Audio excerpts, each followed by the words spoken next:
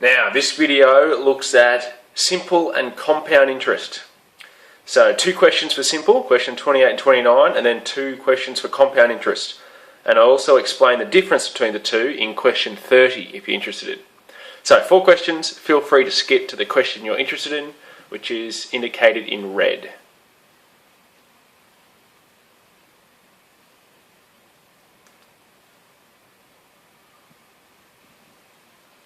Question 28. We're now looking at a very, very lifelike topic here, and that's about investing or taking a loan out. And you're going to come across 2 different types of questions here.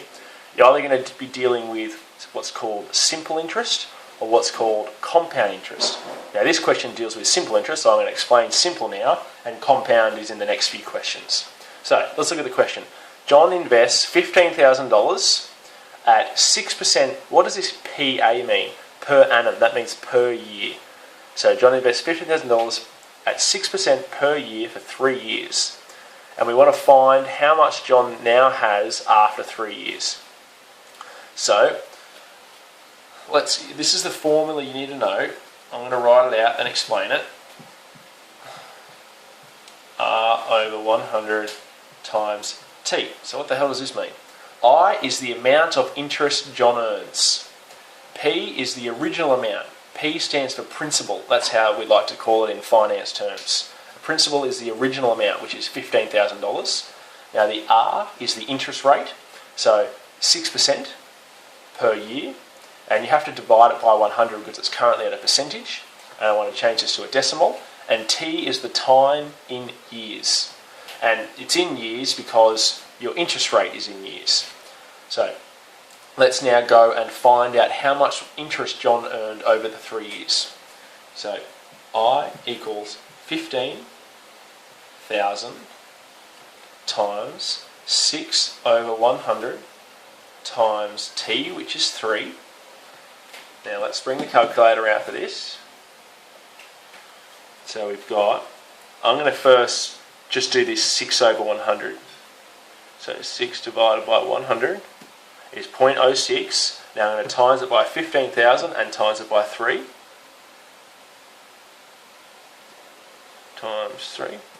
So John earns $2,700 worth of interest over the 3 years. So that's not his final amount. That's how much extra he got because he was good and invested $15,000. So the final amount will be your original, which we like to call the principal, plus the interest earned. So that'll be 15,000 plus 2,700. And that will be, I don't need a calculator for that one, that'll be $17,700. I'll put a dollar sign in there because we're dealing in dollars. And that's John's final amount after 3 years. Question 29. Now this is another simple interest question. We haven't advanced on yet to compound interest. And this time it's a little bit different to question 28 because now we know how much interest John earns from the initial investment, and we're looking now to find how long. We're looking to find T in the equation. So I always like to start straight away by writing my simple interest formula out, and I suggest you probably remember this. P, so the interest earned equals the principal, or the original, times the interest rate divided by 100 times T. So now in question 8 we were trying to find I, and we had these 3 values. This time we're trying to find T, and we have the interest earned. So now I can go and use these numbers in my equation. So I've earned $20 of simple interest, so I can put 20 here.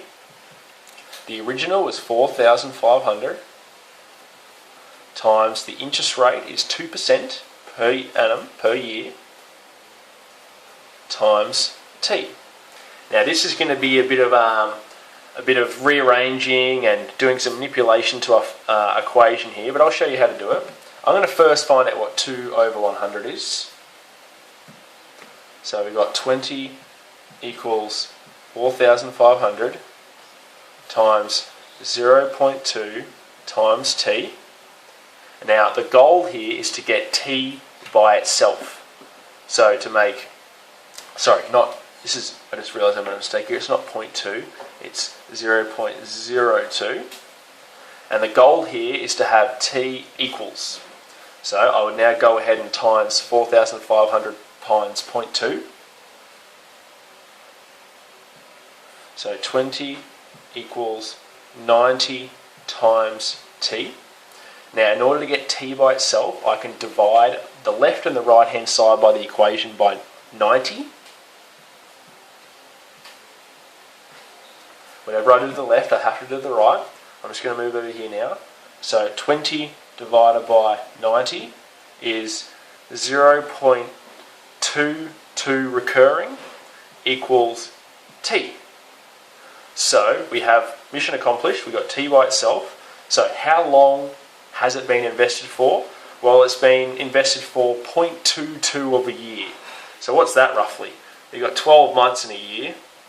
So let's divide that by, let's times that by 12, just out of curiosity's sake.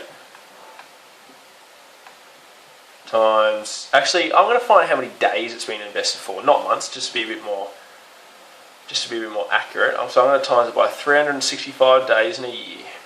Times 365 is 81 days, 81.1 days, which is roughly just under 3 months. That's how long John's money was invested for to earn $20 of simple interest. Question 30.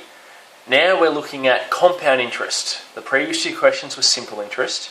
So now we've done a bit of advanced and we're looking at what's called compound interest.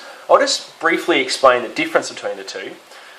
Let's say I invested $1,000 and after the first year, after I invested, I made $100, so I now have 1,100. Here's where it splits after the first year. For simple, my P, which is principal, or the original, is still 1,000. That's still in the calculation. P in my formula is 1,000. Compound, on the other hand, my new P will be 1,100. So it compounds on. So let's say after the year 2, P3 will also be 1,000 on simple. And my P3 might be something like 1,220. So see how my P changes year to year. That's the difference between the two. So let's now go have a look at this question, and I'll teach you the formula and how to solve the questions. So Jack borrows $4,000 from the bank at 5%, and this is per annum, per year, for 10 years, compound interest. How much does Jack owe after the 10 years? Now this is the one formula you need to know.